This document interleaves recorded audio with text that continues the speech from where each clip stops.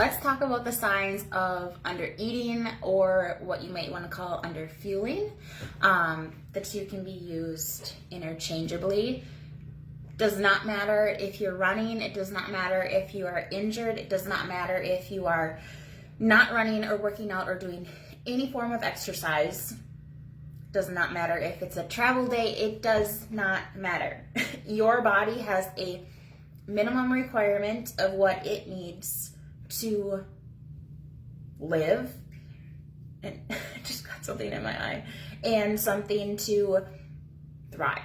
Like, there's a difference between eating 1,200, 1,500 calories to live and 2,000 calories a day to thrive.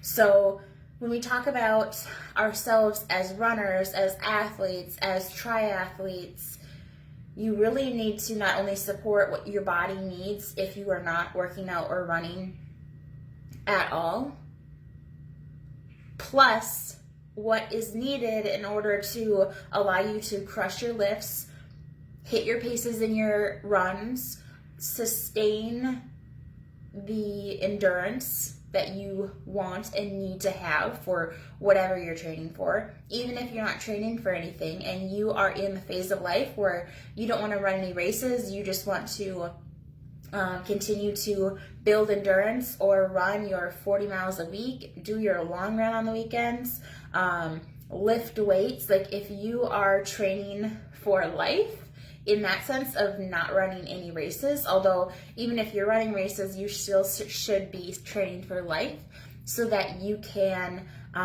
continue to run forever. Like, one of my main whys is to support all my body's needs so that I can continue to run until the day I die. Like, the day that I die, whenever that is, I want to have ran that day. And I don't want to live with pain or disease or anything. I want to continue to support my body so that I stay healthy and just die of literally old age.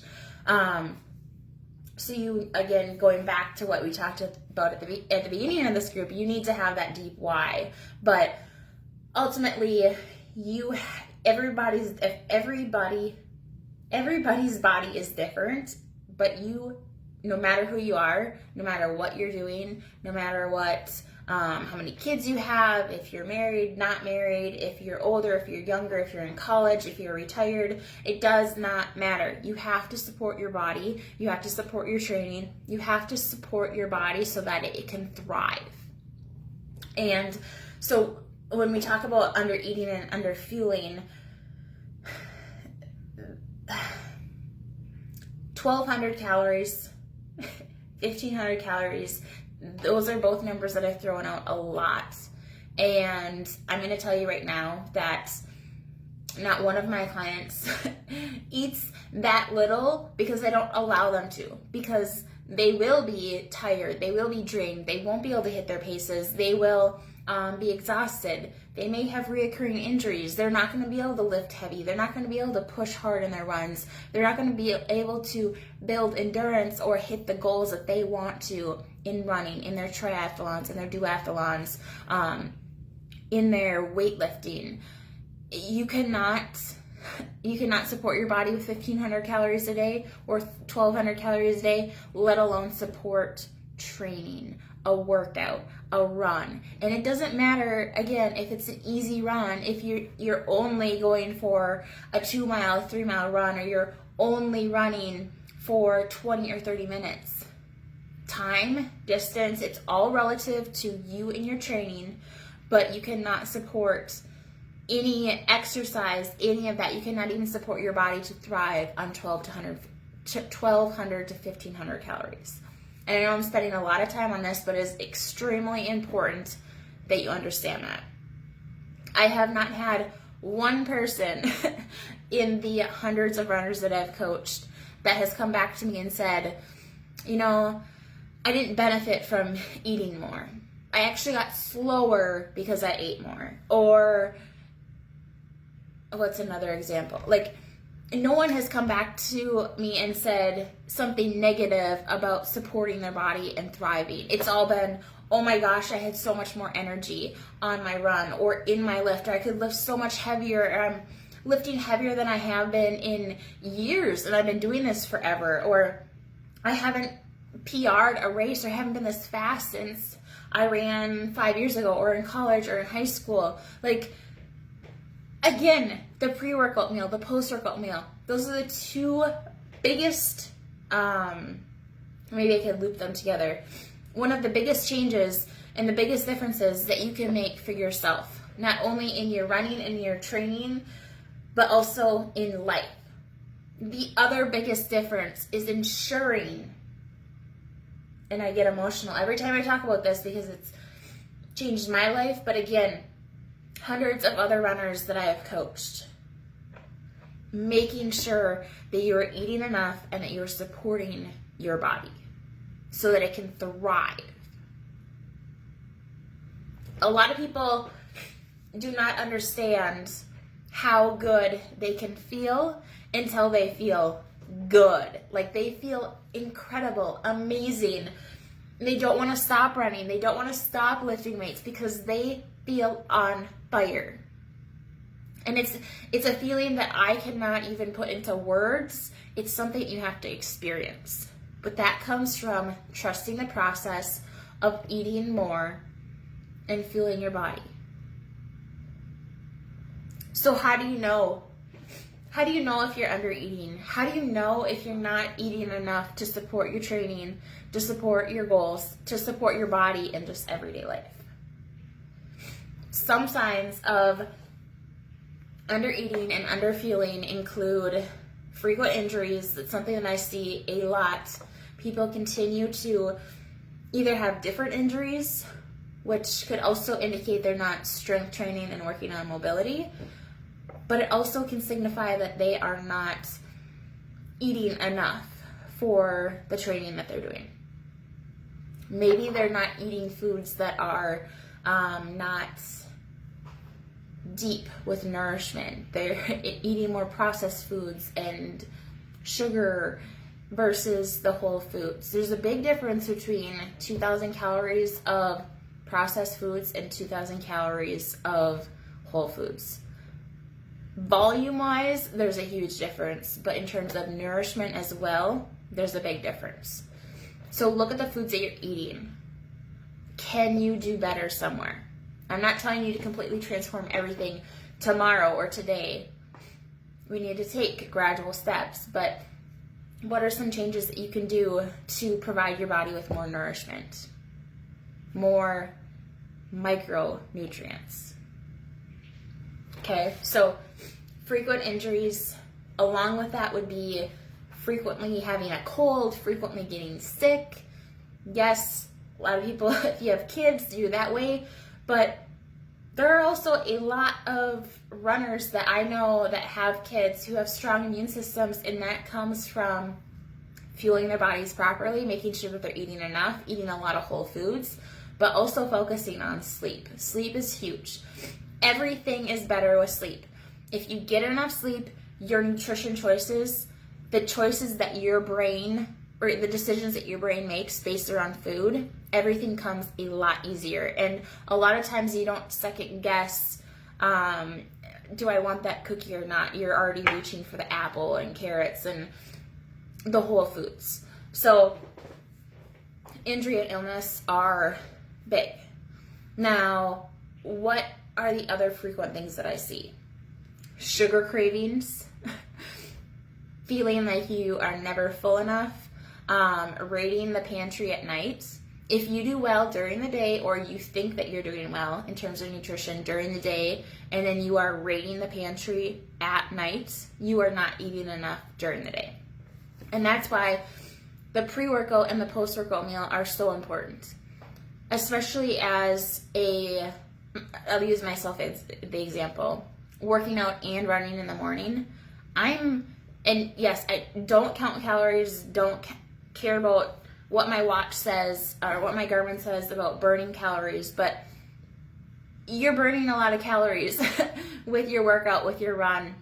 So I'm doing that a lot a lot of that in the morning. So front loading, what I call front loading, more than half of my nutrition is in the morning to support my activity level. It's supporting my training. It's supporting my run. It's making sure that I have enough energy on my run with my pre-workout meal, but then it's also helping ensure that I'm refueling the energy that I just lost from running, from working out. So front loading your day can help tremendously to ensure that you are helping your body recover, replenishing your glycogen stores, starting with the muscle recovery process, but also just refueling the energy that you just lost, aka the food that you just used up during your run and during your workout. What else is there? Maybe you aren't able to lift as heavy as you once were able to lift. Maybe you're not making strength gains. You're not able to pick up heavier weights. Maybe your endurance is not being built. You're not able to run further. You're not able to run faster. Maybe you're not hitting paces that you should be able to hit. Yes, rest days and recovery comes into play, but a lot of times your body can recover well and fast if you are fueling it properly. So again, it goes back to nutrition. Maybe, like I just mentioned, you have poor performance or poor recovery. It takes you days to recover from a hard workout or even just a run, or maybe you lifted weights on Monday and you're still sore today from leg day. That shouldn't be happening. You need to focus on, why am I not recovering well? Now, there are other things that can play into that, but one of the main factors is not refueling afterwards right away, and then not following up with that post-workout meal. Not eating enough. You don't get an award for seeing how long you can go after a run, after a workout, without eating. The more that you drill that into your head and that you practice the recovery nutrition aspect of running, of training, the better off you will be, no matter what. If you're looking for weight loss, body composition changes, getting stronger, building muscle, getting faster, all of that comes from ensuring that you are refueling after your runs. Maybe you have constant thoughts of food. Everything feels harder, like your perceived effort, like, oh my gosh, this run is supposed to be an easy run and it shouldn't have been this hard. Consider, are you getting enough sleep, first of all, but what does your nutrition look like? Are you eating enough to support your training? Stomach and digestive issues can come from undereating, from underfueling. It's stressful on the body. What happens when your body is, for a long time, chronically under stress? It starts changing things to compensate for the lack of energy, for the lack of fuel, for the lack of resources that it needs to thrive. Your digestive system is one of those that it's going to start impacting. What's the other thing that a lot of people see changes in when they're underfueling? Their cycle. It's huge, and it needs to be talked more about. But a change in your menstrual cycle, no menstrual cycle, a doctor saying that because you have irregular periods and or lost your period, so that you should go on the pill to make it regular, that's a whole different topic that I could talk for days about. But I'm going to tell you right now that the pill is not fixing the root cause. And number two, the bleed that you get from birth control is not a real period. No matter what doctor tells you, it's not a real period. It's a withdrawal from the pill when you have those 3 or 4 days off the pill. That's another thing that needs to be talked more about. Birth control does not regulate your hormones. It does not make your hormones steady. It turns them off. It prevents ovulation. There's a lot of misconceptions behind it. And when you look at the science, when you look at the research, what Western medicine promotes is not correct when it comes to, again, female physiology. So if you have a change in your menstrual cycle, if you lose your period, if something is out of whack, always go back. Am I getting enough sleep? Am I eating enough? Am I fueling my body so that it can thrive in everyday life? And am I supporting my training? Now, when it comes to appetite, I mentioned maybe you have constant thoughts of food. Well, when it comes to appetite, some people completely lose their appetite if they're under eating. Some people are starving all the time and never feel full. So it can go both ways. Usually in the beginning, you're starving all the time and you never feel full because you are restricting yourself, whether that's intentional or not. And then it comes to a point where you don't feel that hunger anymore. Your metabolism has slowed down. Your body has reduced the energy that it puts out so that it can support your bodily functions. Okay? So, again, it can vary from person to person, but it usually starts when you're really hungry, and then it goes, as it progresses, as it becomes chronic, then you start to lose your appetite. Worsening sleep or feeling restless. If you don't sleep well, if you have trouble falling asleep, if you're starving before bed, eat a snack. The myth that you can't eat after 6 p.m. or you can't eat carbs for supper, they're all false. And remember, think about what your goals are. Think about your training. What are you wanting to support? If you're going to bed starving, if you're not eating carbs for supper and you're a morning runner, that snack that you could have, that carb that you could have with supper, even though, yes, you're still eating a pre-workout meal in the morning, a pre-run meal in the morning, that snack that you could have, that carb that you could have for supper is also fueling your training. It's fueling your morning run. It's fueling your workout. It's also why I emphasize rest day nutrition, which I will talk about in a different video, but it's why I emphasize don't cut out carbs on rest day. Do not cut out meals or calories on rest day, because what did you do the day before or the week leading up to your rest day? You trained hard. Maybe you had a rest, or maybe your rest day is Sunday and you did a long run on Saturday. You're going to be starving on Sunday. Some people aren't as hungry on rest days. A lot of people are hungrier. It's because your body is working overtime to recover, to repair itself from the work that you just put in days prior and the week prior. And then what are you going to do tomorrow? You're going to run, you're going to work out, you're going to lift weights, you're going to do whatever, you're going to train. But you didn't eat enough today, so you're going to feel exhausted tomorrow. It's a vicious cycle to get into.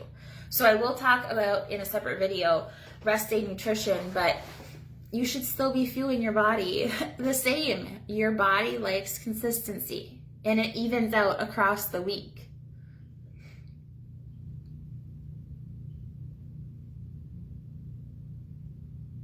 So think about your sleep as well. But again, go back to, are you supporting your body to thrive? Are you supporting your training? Chronic fatigue and irritability. Are people constantly pissing you off because you're starving, because you're thinking about food, because you're not eating enough, because you're exhausted? Are you constantly exhausted? Are you falling asleep on the couch in the evening when you get home from work? Do you have to take a nap at lunch? I've had a few clients where they've had to take a nap at lunch every single day. And as soon as they started eating more, as soon as they started eating a pre-workout meal or after their workout, then the afternoon nap or that lunchtime nap completely went away, like almost immediately, because they're giving their body more food. What happens when you're tired? What happens when you're low on sleep? You want sugar. You reach for quick energy. your body is looking for quick sources of energy, which is sugar. When you are tired, yes, you're going to feel run down, but your body also wants sugar, which is partly where the sugar cravings come into play. But it also can lead to naps. But also consider, are you getting enough sleep during the night? Maybe you feel cold all the time. Maybe you have unexpected or abnormal hair loss. Like, that's huge as well. A low sex drive, mineral imbalances, and hormone imbalances. So I talked about this, your menstrual cycle already, but hormone imbalances are huge when it comes to undereating. Mineral imbalances are also, if you're not getting, let alone the macronutrients that you need, but you're also not eating enough whole foods to get those micronutrients that you need, you may be low on minerals that are essential. And if you have stomach issues, if you have gut issues, digestive issues, that impacts, like, your gut uses up a lot of minerals. So if you have poor gut health, you likely have mineral imbalances that impacts your hormones. It's all linked together. So again, are you supporting your training? Are you supporting your body so that it can thrive in everyday life? What are your goals? What are you looking to achieve? Are you supporting those goals? Think about all those things. But these are the most common signs of undereating, underfueling that I see. Let me know if you guys have questions about any of them, and I can definitely answer them or expand on anything that you want expansion on. Otherwise, I will talk about rest day nutrition in a separate video, and we can also dive into the cycle in a different video as well, but that would be a longer video. And I want to try to keep these a little bit shorter. So let me know what questions you guys have.